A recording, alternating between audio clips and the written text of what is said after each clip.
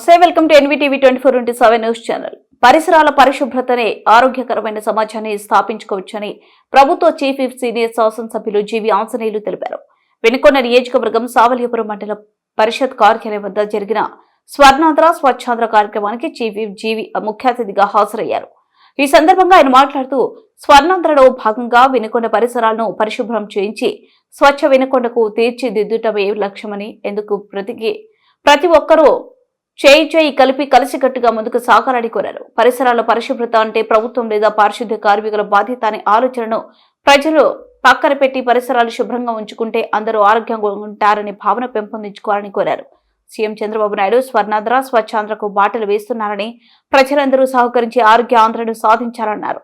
ముఖ్యమంత్రి చంద్రబాబు గారు ప్రోత్సహిస్తున్నారు. గత ముఖ్యమంత్రి చెట్లు కొట్టించే సంస్కృతిలో గత ముఖ్యమంత్రి వైసీపీ పాలనలో చూశారు. ఈ రోజు నీడనిచ్చేటువంటి మొక్కలు పెంచడం, కోట్లాది చెట్లు మరి పెంచే దిశగా ఈ రోజు ప్రభుత్వం ముందుకెళ్తుంది. ఎందుకంటే పర్యావరణ కాపాడటం మన బాధ్యత. మంచి ఆక్సిజన్, సకాలంలో వర్షాలు రావడానికి చెట్లు మొక్కలు ఎంతో ఉపయోగపడతాయి. కాబట్టి ఈరోజు కోట్లాది మొక్కలు నాటుతున్నటువంటి ఎన్డీఏ ప్రభుత్వాన్ని ప్రజలు అభినందిస్తున్నారు. మరి గత ప్రభుత్వం తెచ్చినటువంటి గంజాయి, గుట్కా, ఈ అరాచక పాలన, రౌడీజం, గుండాయిజం, ఇవన్నీ కూడా ఈరోజు చంద్రబాబు గారు ప్రభుత్వం వాటన్నింటినీ కూడా పారదోలుతా ఉంది, పరిశుభ్రం చేస్తా ఉంది, ప్రక్షాళన చేస్తా ఉంది. ప్రభుత్వం, ఎన్డీఏ ప్రభుత్వం ప్రక్షాళన చేయడం అభినందనీయం. ఈరోజు గంజాయి, గుట్కాలు, రౌడీజం, గుండాయిజం మొత్తాన్ని కూడా ప్రక్షాళన చేసింది ఎన్డీఏ ప్రభుత్వం. చెత్తతో పాటు ఇవన్నీ కూడా ప్రక్షాళన చేయడానికి ప్రజలు అభినందిస్తున్నారు. పల్లె పండుగ పేరుతో ఉప ముఖ్యమంత్రి పవన్ కళ్యాణ్ గారు చంద్రబాబు గారి లక్ష్యాలను ముందుకు తీసుకెళ్తున్నారు. గ్రామ సీమల్లో పల్లె పండుగ పేరుతో అభివృద్ధి జరిగినాయి. 4,500 కోట్లు మరి గతంలో ఖర్చు పెట్టడం జరిగింది. జగన్మోహన్ రెడ్డి రంగులు వేసుకోవటం, తెలుగుదేశం పాలనలో ఎన్డీఏ పాలన కట్టిన బిల్డింగులు రంగులు వేసుకోవడం,